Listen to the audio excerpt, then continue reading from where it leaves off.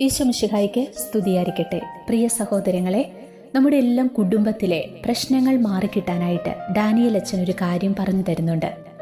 പ്രലോഭനങ്ങളെക്കുറിച്ച് നാം ചിന്തിക്കുമ്പോൾ മനസ്സിലേക്ക് ആദ്യം കടന്നു വരുന്നത് സാത്താൻ ഈശോയെ പരീക്ഷിച്ചതിനെ കുറിച്ചാണ്.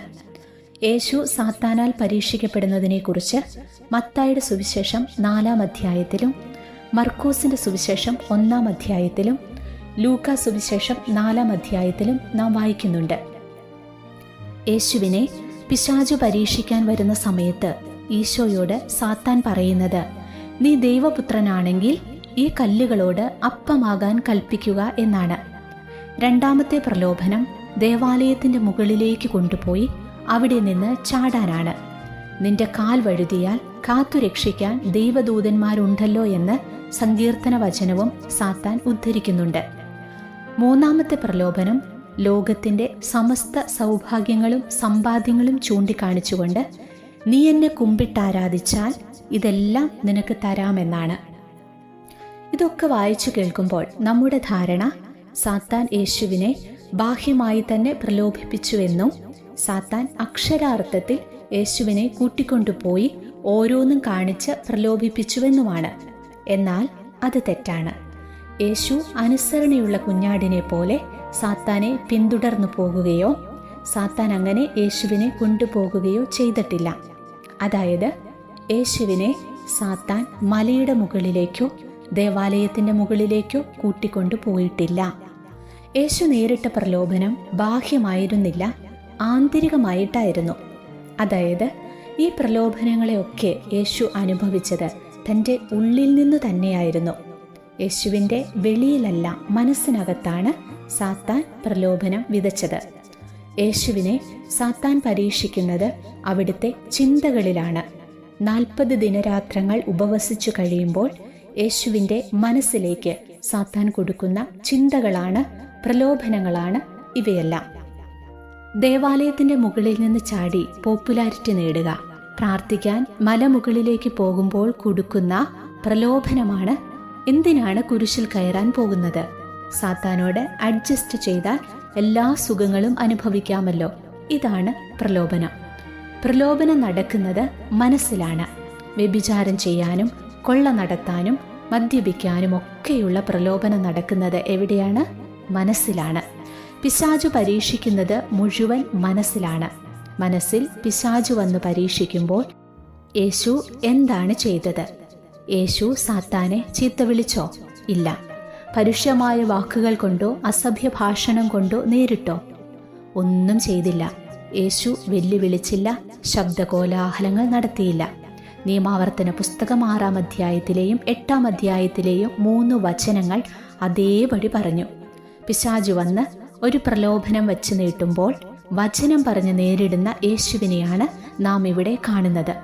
നിങ്ങൾക്ക് ഒരു വ്യക്തിയോട് ക്ഷമിക്കാൻ കഴിയാതെ വരുമ്പോൾ, നിങ്ങൾക്കൊരു പാപം ചെയ്യാൻ തോന്നുമ്പോൾ അതിനെ നേരിടേണ്ടത് വചനം ഉപയോഗിച്ചായിരിക്കണം. നമ്മുടെ തലയ്ക്കുള്ളിൽ നിറയെ വചനമുണ്ടായിരിക്കണം. നല്ലവരാകാൻ, കുടുംബങ്ങൾ രക്ഷപ്പെടാൻ, മക്കൾ നല്ലവരാകാൻ വചനം അറിയണം, വചനം പഠിക്കണം. നിങ്ങളുടെ സകല പ്രശ്നത്തിനുമുള്ള പരിഹാരം വചനത്തിലുണ്ട്. ഇപ്പോൾ മനസ്സിലായില്ലേ? നമ്മുടെ ഡാനിയേൽ അച്ഛൻ നമ്മളോട് പറഞ്ഞു തരുന്നൊരു കാര്യമാണ്. കുടുംബം രക്ഷപ്പെടണോ, കുടുംബത്തിലെ പ്രശ്നങ്ങളൊക്കെ മാറിക്കിട്ടണോ? ഒരൊറ്റ കാര്യം ചെയ്താൽ മതി, വചനം പഠിച്ചാൽ മതി. എന്നാൽ നാം വചനം തലയ്ക്കകത്തേക്ക് കയറ്റുന്നില്ല. പകരം എന്താണ് നമ്മൾ കയറ്റുന്നത്? സീരിയൽ കയറ്റി, സിനിമ കയറ്റി, പത്രവാർത്ത കയറ്റി, അയൽക്കാരൻ്റെ കുറ്റം കയറ്റി. ഫലമോ? തിരുവചനം പ്രയോഗിക്കാനുള്ള സാധ്യത അവിടെ ഇല്ലാതായി. അതുകൊണ്ട് തിരുവചനം പഠിക്കണം, എഴുതിയെടുത്ത് പഠിക്കണം. വചനം പഠിക്കുമ്പോൾ, വചനം പ്രയോഗിക്കുമ്പോൾ കുടുംബത്തിലെ പ്രശ്നങ്ങളെല്ലാം ഒന്നൊന്നായി മാറിക്കിട്ടും. ഒരു ധ്യാന പ്രോഗ്രാമിന് വേണ്ടി അച്ഛൻ തയ്യാറെടുപ്പുകൾ നടത്തിക്കൊണ്ടിരിക്കുന്ന ഒരു ദിവസത്തെ അനുഭവം അച്ഛൻ പറയുന്നത് ഇങ്ങനെയാണ് കേട്ടോ. അടുത്ത ദിവസമാണ് പ്രോഗ്രാം. കുമ്പസാരിപ്പിക്കാനും വിശുദ്ധ കുർബാന ചൊല്ലാനും പ്രസംഗിക്കാനുമെല്ലാം അച്ഛൻ മാത്രമേ ഉള്ളൂ. എന്തോ അകാരണമായ ഭയം ഉള്ളിലിങ്ങനെ നിറഞ്ഞു. എന്തിനെന്നില്ലാത്ത അസ്വസ്ഥതകൾ, വല്ലാത്ത സങ്കടം വന്നു.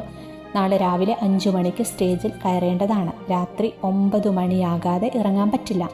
പക്ഷേ അച്ഛന് രാത്രിയിൽ ഉറങ്ങാൻ പോലും കഴിയുന്നില്ലല്ലോ. അച്ഛൻ നിലവിളിച്ചുകൊണ്ട് പ്രാർത്ഥിച്ചു. പെട്ടെന്ന് പരിശുദ്ധാത്മാവ് അച്ഛനൊരു വെളിച്ചം ഉള്ളിൽ തന്നു.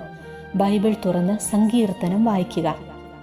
സങ്കീർത്തനം 3-ാം അധ്യായം 4, 5, 6 വായിക്കാനാണ് പരിശുദ്ധാത്മാവ് പറഞ്ഞത്.